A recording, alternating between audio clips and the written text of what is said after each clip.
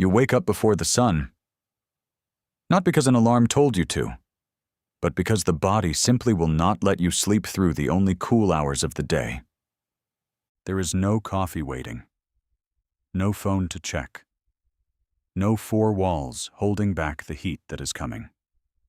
Today, like every day before it, the only thing standing between you and going hungry is what you can find, track, dig up, or kill with your own hands. For more than 95% of human history, this wasn't a survival fantasy.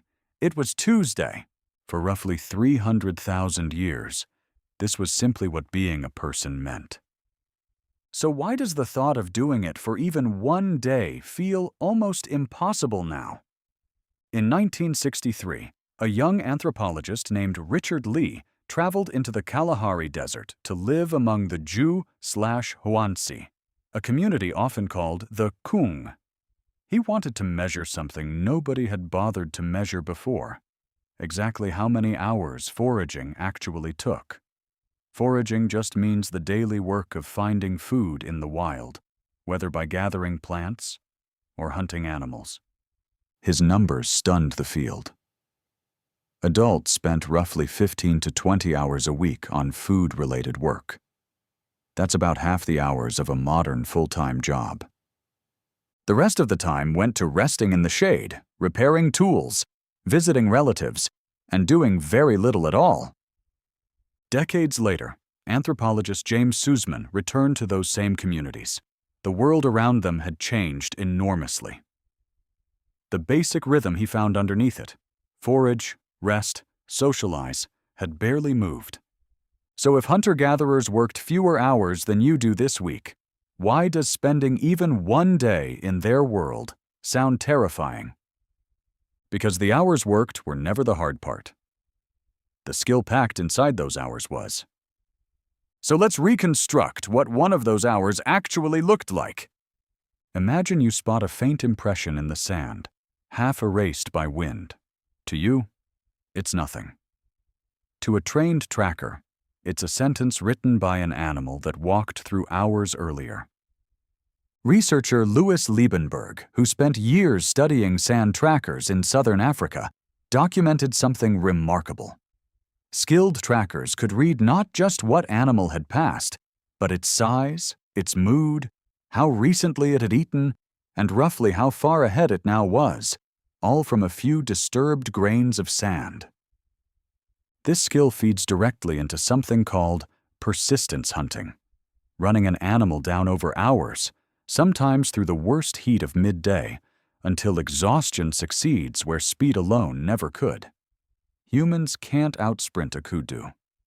But human bodies cool through sweating in a way most four-legged prey cannot, which means humans can outlast almost anything on a long enough timeline.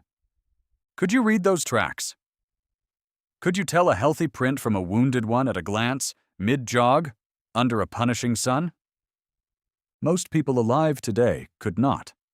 Not because they lack intelligence, because that knowledge takes 10, 15, 20 years of apprenticeship to build, handed down one afternoon at a time, starting in childhood. Now say the hunt actually succeeds. Say you track, outlast, and bring down the animal. The hardest part isn't over. It's about to start.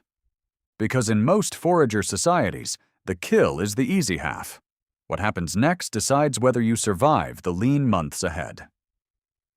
Lee once gave a Jew/Huansi community an entire ox as a gift, expecting gratitude in return. Instead, he got insults. The men called it a bag of bones, worthless, barely worth the walk out to retrieve. He later learned this happened to every successful hunter, every single time, on purpose. Anthropologists call this a leveling mechanism, a social custom built specifically to stop skilled providers from becoming too proud, too powerful, or too important compared to everyone else around them. In a world with no refrigerators, no banks, no insurance, the only real safety net was the obligation other people felt to share with you the day your own hunt failed. Mocking a successful kill kept that obligation alive. instead of letting pride curdle into hierarchy. So could you survive the tracking, the run, the kill, with enough training? Maybe. Could you survive being deliberately humbled by your entire community immediately afterward, every time, without resentment slowly poisoning the group? That's a different kind of endurance altogether. Eventually the light fades, but the work of the day still isn't finished. A different kind of labor begins at the fire. Anthropologist Polly Weissner recorded and analyzed hundreds of hours of conversation among the Zhu Huanzi and found a clear pattern. Daytime talk leaned heavily toward complaints, gossip, and the friction of negotiating scarce resources. Nighttime talk around the fire shifted almost entirely into storytelling about ancestors, distant relatives, moral lessons passed down through generations. These weren't bedtime stories told to pass the time.